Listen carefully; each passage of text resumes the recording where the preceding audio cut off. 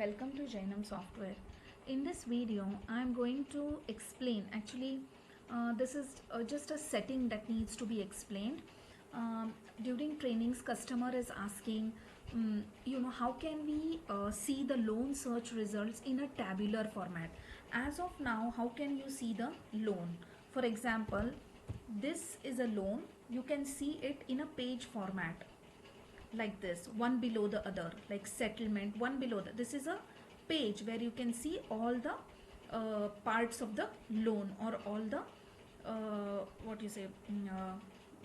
search results of the loan. But say you want it in a tabular format, how can you do it? So when you go to master setup setting, there is a setting here in visibility. It says loan search results in tabular format. Loan search result tabular. Just set this value to yes. Add this. Then go and check your loan.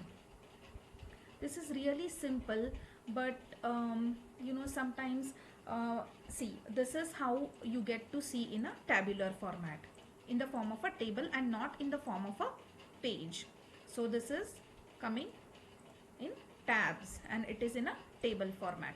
So if you feel that the page format is confusing, you can have it in a tabular format.